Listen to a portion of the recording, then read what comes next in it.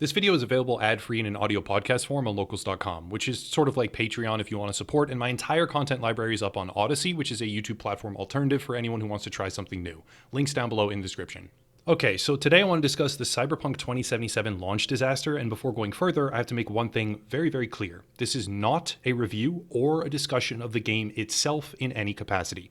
This is an analysis of the horribly structured and chaotic launch cycle that the game has already had, in advance of its intended release date, because the circumstances surrounding this game's ultimate reveal, after over 7 years in the making, which is a very long time, have been not only hectic, but downright disastrous. I almost don't even know where to begin. An obvious preface would be the effects of COVID-19, but sadly it appears that the issues extend far beyond that into the realm of retailers and even media itself. First things first, mainstream gaming press has had something of a distaste for this game and its developers for quite some time. Obviously not all media outlets, but a significant number have chosen to focus in on perceived social injustices. The first notable instance, for context really, was when an image began to circulate of an in-game corporate advertising billboard which depicted an obviously trans character. The response was predictable and pretty swift. Media began to rail against CD Projekt Red for transphobic advertising and even delved into their social media history to corroborate that narrative with certain edgy jokes that they had posted. This particular instance died down rather quickly, but the lingering ramifications became quite clear as the manufactured stink of a transphobic label was often echoed in future articles and discussions. That wasn't all though, because in tandem with transphobia, why not a splash of racism on top? Another media outlet chastised the game for its usage of racial stereotypes and focused in on the Voodoo Boys, who use particular variations of slang and have a Haitian background. This thread devolved very fast into a flat-out insinuation by the article's author, at least I think it was the author, or maybe it was his coworker at the outlet. It's been a while and it's not as relevant. But anyways, an insinuation that Mike Pondsmith, the creator of the Cyberpunk universe, was internally racist. And this only served to underscore the point that many of the legacy media outlets, and journalists for that matter, were looking for ways to attack this game that had nothing to do with actual gameplay substance and everything to do with social commentary and sensitivity culture. Next, and much closer to release this time, a new angle became apparent when an article was posted to Bloomberg by Jason Schreier and took aim at the company's broken promises over forced extra hours. The assertion was pretty simple. CD Projekt Red had said, "We promised to not enforce mandatory overtime" in their previous PR statements before COVID and the remote workplace access that took hold of most of the world. Let's just keep that in mind for right now. And now, in the lead up to launch, the company had gotten worker feedback and decided, with support for this idea, please keep that in mind as well, to enact a few weeks of one extra 8-hour day per week for extra pay and a percentage slice of game profits. Setting aside Polish labor laws, which heavily govern this type of overtime for a lot of workers, as well as the remote access scenarios where this overtime was just in their own home, and all the other factors of high payouts or benefits associated, this broken promise was leveraged by YouTubers, media, and journalists everywhere to attack and condemn the company as abusive and awful. Well, it turns out this forced overtime was not so simple. According to competing sources, workers had a great deal of power over this scenario, and it went even so far as certain employees feeling fearful of celebration when the game went gold, that is, to celebrate their own accomplishments, because certain media figures, we all know who they are, were biting at the chain to attack for almost no reason whenever they could, which is not exactly a healthy atmosphere. However, all of this happened pre-release and seemed to mostly fade away until the media embargo was lifted this very day, and now one thing we need to immediately understand is that this game is not allowing for a traditional review cycle. The notable difference here is that a very, very small number of copies were ever sent to independent media reviewers, and even the ones that were are currently guarded behind a mandate from CD Projekt Red that you cannot even use footage from that review copy. The strange conditions behind this game's launch dictate that the few, lower than a dozen, I believe, if I've been informed correctly, legal copies that were released to creators, and I say legal very pointedly there, more on that later, were not intended for use in any visual content except for still images. This was confirmed by SkillUp, one of the few to receive this access, who even went so far as to actually avoid posting his own review and will now wait for the full release date because a review that is not even allowed to show the game itself and only permitted to use previously released trailer footage is less of a review and more so a visual extension of the marketing process. That's strange and not exactly reassuring. Furthermore, an odd scenario has been unfolding with regards to creator relations. It's become clear that many legacy media outlets were awarded access, understandably, but that specific medium is more often text-based than video.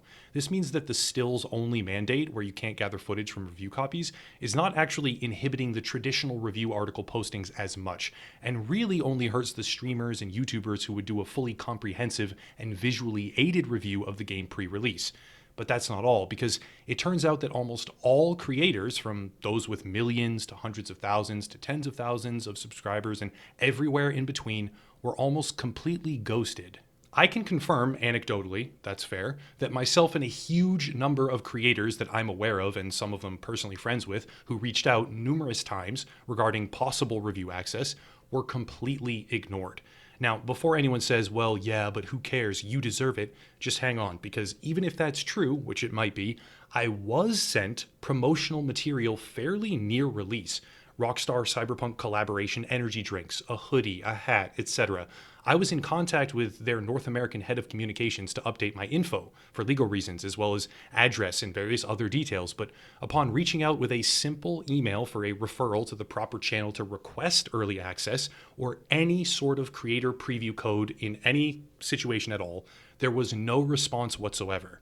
After numerous discussions, this seems to hold true for almost all YouTubers that I am personally aware of. There are a couple that I know where it didn't hold true, which were part of that maybe 10 or so copies that got dispersed to YouTubers, but for almost all the ones that I'm personally in contact with, this is true. Factor in the reality that I have worked directly with CD Projekt Red in the past. I have, for their storefront release of GOG Galaxy 2.0, like directly with a rep there, and we talked about it. I did a promotional video and reviewed the store, all that stuff. Like, I have points of contact there, and that there are numerous internal channels that I maintained access to deliberately in order to reach out for this game, and the close comparison between so many other YouTubers who also ran into the exact same issue of complete radio silence, on top of the policy where visual material was completely barred from use, and it starts to get really strange. However, the worst was yet to come. Somehow, some way, Best Buy just decided, fuck it, who cares, and shipped out the collector's edition boxes for the game early. This meant that over a week in advance of the actual release window, the street date was broken, and untold numbers of players were engaging in the full experience already. This was catastrophic for CD Projekt Red because, as was abundantly clear from their no recording video policy for the very few independent creators who were even allowed in at all, they did not want people to disperse their experiences or their gameplay. That ship sailed fully and then sank to the bottom of the ocean because leaks began to run hot and heavy. CD Projekt Red issued a statement with their traditional humorous take included, which asked players not to disperse their gameplay online, a statement I fully agree with, by the way, but of course not everyone listened. This created a strange scenario where some creators just had access because Best Buy shipped it early and began to participate in the genuine review process. One example is the Dreamcast guy who posted a review with everyone else after the embargo lifted, but not having been privy to CD Projekt Red's stringent internal guidelines, included his own gameplay. I suspect this was purely because he obtained the copy from one of his community members or something like that, a copy not intended to go public at that time, and as a response, CD Projekt Red struck down his video completely. This put us in familiar territory. CD Projekt Red was striking leaks, much the same way as Sony had done with The Last of Us 2, and though I view these two companies and games to be entirely different creatures, it's unfortunate that we had to arrive in this situation at all because being forced to play whack-a-mole with leaks and leakers after a national retail chain in the US just ships your product a week early, despite the giant sticker that says, "Do not ship till the 10th, and all that on top of an internal policy to award review copies to almost no YouTubers or independent media at all, and a mandate that the ones who do get access can't even record anything. Yeah, I hope we can start to see why this is a complete disaster. But we're not done. Remember that whole transphobia issue? Yeah, that was always going to circle back around. The worst offender is probably Polygon, who published an article a few days before release titled, "It sucks that Cyberpunk 2077's edgelord marketing worked so well." This entire hit piece is just aimed at deriding CDPR for not moving their fans in a progressive enough direction. It basically calls Elon Musk a real-world villain and judges the game's official Twitter account for interacting with him at all on the platform, all on top of a foundation that once again came back to transphobia, despite the image it was all based on being a lore-conforming corporate bastardization of human sexuality, for profit, something that makes complete and total sense in the world of Cyberpunk. The article rips into the game for its exploitation and exists exclusively to insult the company's successful, by the way, marketing tactics and lament the reality that they were well crafted and had quality results.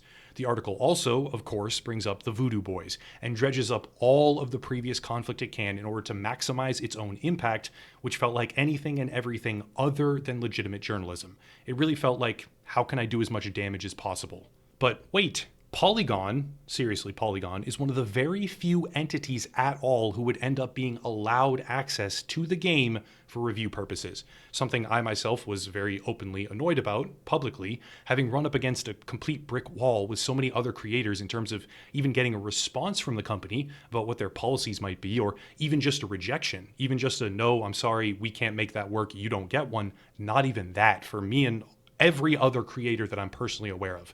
And as one would expect, the review they produced was not much different than what we have seen so far. Cyberpunk 2077 is dad rock, not new wave. An open-ended title, to be sure, but then 7 paragraphs against the game for not including enough trans characters, not allowing for enough non-binary options in the character creation, not letting you pick your pronouns, and of course, back to that now infamous poster, for exploiting trans identities.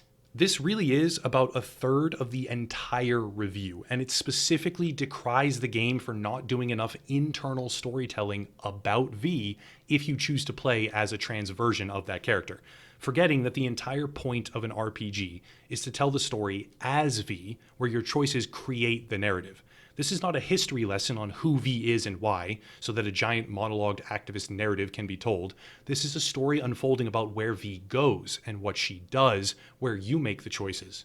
Unsurprisingly, the rest of the review falls closely in line and even goes on a tangent about how it's outdated, messed up, and wrong for Johnny Silverhand to call sex workers whores. Basically, it's an entire review that tells you next to nothing about concepts you care for in a comprehensive open-world RPG. None of the relevant stuff. Written by a completely different writer than the article condemning the game for making edgy jokes and being successful, from the same outlet that did get one of the very few review keys possible or available to anyone, when most YouTubers were completely excluded from the process, not communicated with in the slightest, and the ones that thankfully, at least some of them were given access, got handcuffed by a mandate that they can't even record footage to use. The spread of mainstream, clearly the main priority for CD Projekt Red reviews, is rather large. Some outlets say 10 out of 10. I just mean the spread in like the different numerical scores. Some outlets say 10 out of 10, some say 7 out of 10, and contain paragraphs like this though.